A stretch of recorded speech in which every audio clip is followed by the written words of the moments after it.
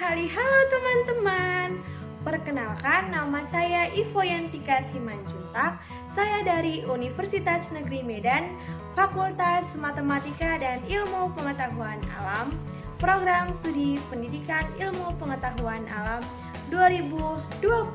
Yang saya hormati Ibu Siti Rahma SPD MSc selaku dosen pengampu mata kuliah Zat dan Energi. Video kali ini adalah untuk memenuhi salah satu tugas KKSI Unimed, yaitu tugas project.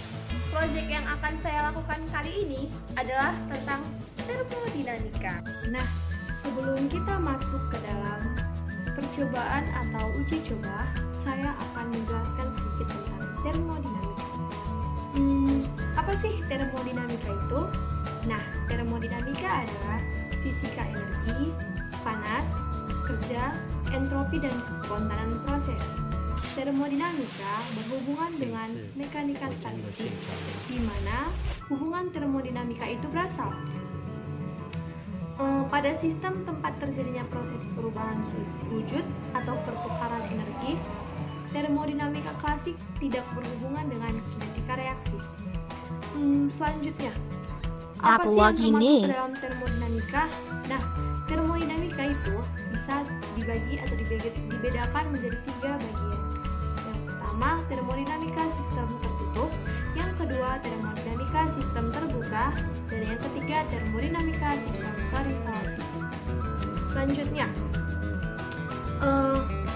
hukum awal termodinamika atau hukum termodinamika 1 yaitu hukum kekekalan energi. Bagaimana sih prinsip awal termodinamika? Nah, prinsip atau hukum awal termodinamika itu yaitu hukum awalnya Zeroth Law termodinamika. Hukum awal menyatakan bahwa dua sistem dalam suatu keadaan setimbang dengan sistem ketiga, maka ketiganya dalam saling setimbang satu sama lainnya. Hukum ini termasuk ke dalam hukum yang selanjutnya. Apa sih perbedaan hukum termodinamika 1 dan 2? Nah, di sini perbedaannya itu yaitu hukum termodinamika 1 atau hukum kekekalan energi menyatakan bahwa energi tidak dapat dibuat atau dihancurkan di dalam sistem.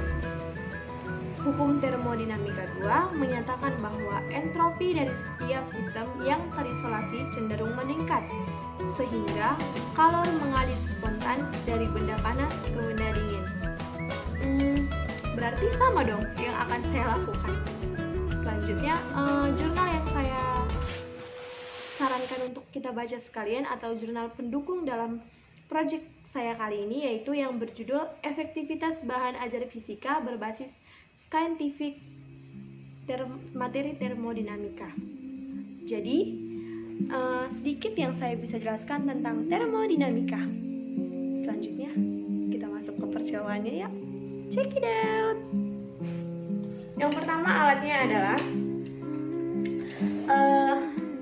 saya bisa bilang ini sebagai mungkin termos canggih yang dia bisa kita membuat air biasa kita buat ke dalam ini, dan yang bekerja adalah listrik. Setelah nanti airnya sudah mendidih, benar-benar mendidih, dia akan mati sendiri. Ini ada tombolnya, bisa lihat ya, ada. Nanti dia akan mati. Saat dihidupkan dia merah, tapi dia saat sudah mendidih dia akan mati kembali atau mati otomatis seperti video ini.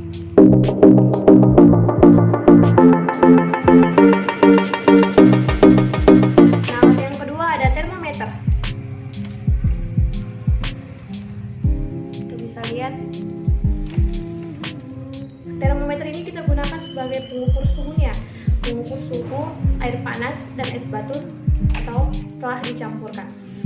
Yang ketiga ada 3 buah gelas untuk kita masukkan air panas dan es batunya serta campuran keduanya. Bahannya ada es batu dan alatnya ada air panas yang sudah mendidih di dalam tempat ini. Baiklah, langsung saja yang pertama kita tuangkan air panas.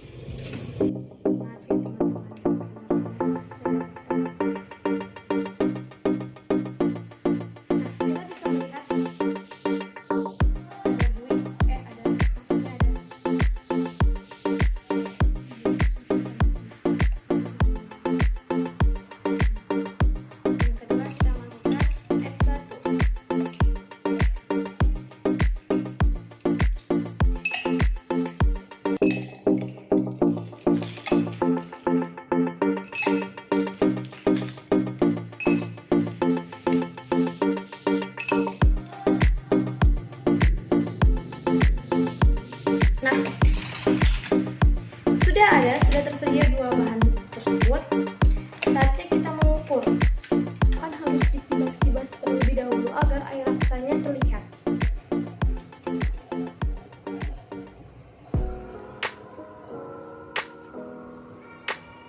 Baiklah, sudah terlihat. Di sini kita akan mengukur dalam 3 menit.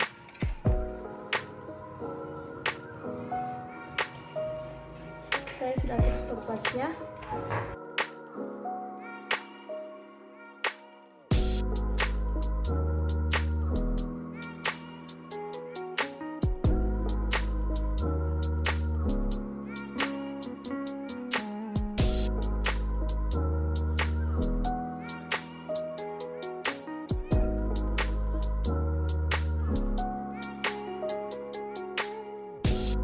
Baiklah, waktunya sudah habis. Baiklah, kita angkat. Kita angkat.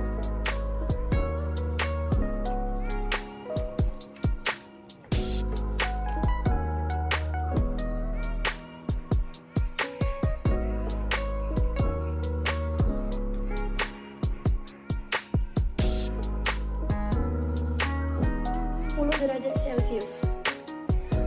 Saya bisa lihat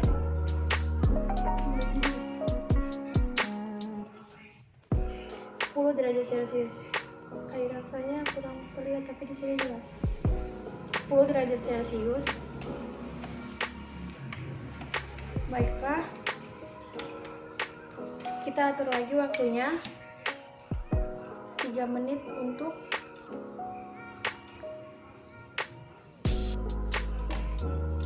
air panas.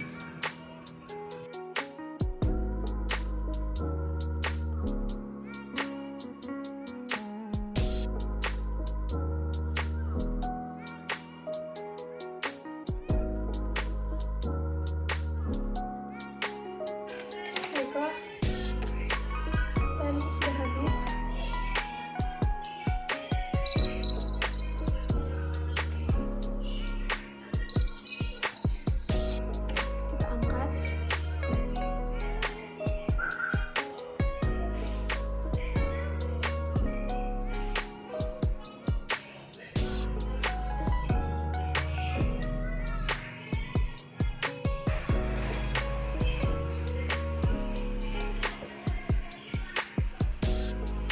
Bisa lihat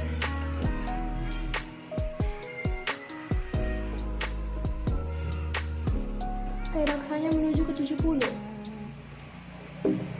naik ke atas, berarti lebih dari 40 derajat Celcius. Baiklah, yang kedua kita atur juga 3 menit. Kita masuk.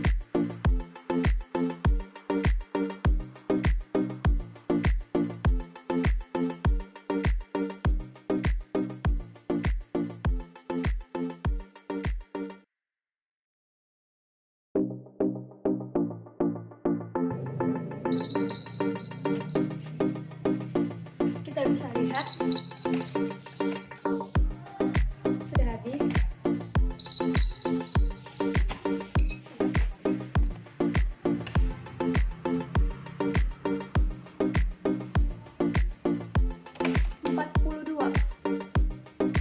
Pas sekali di angka 42. Jadi kesimpulan yang saya dapat dari percobaan saya kali ini adalah ketika air dingin atau es batu diukur suhunya, dia akan berubah atau sangat turun drastis sehingga dia bisa mencapai suhu 10 derajat Celcius. Sedangkan ketika air panas atau air mendidih diukur suhunya, dia bisa sangat meningkat tinggi suhunya, yaitu bisa sampai sekitar lebih dari 45 derajat Celcius atau tepatnya 70 derajat Celcius jika air mendidih. Keduanya jika dicampurkan, dia suhunya akan menurun atau berada di tengah-tengah. Jadi dia ketika disentuh pun atau dipegang pun dia akan berubah menjadi air panas atau maksudnya berubah menjadi air hangat. Jadi mungkin sekian percobaan saya pada hari ini. Jika Sekali lagi saya mengucapkan terima kasih banyak kepada Ibu Siti Rahma SPD MSc yang sudah dapat menyaksikan video ini dari mulai awal sampai akhir, dan juga teman-teman yang bersedia untuk menyaksikan video ini. Maafkan saya bila ada kekurangan atau kesalahan dalam kata-kata atau penyampaian saya, serta saya membutuhkan saran serta masukannya dan dukungannya. Baiklah, sekali lagi sampai jumpa. Terima kasih banyak semua. Dui dui.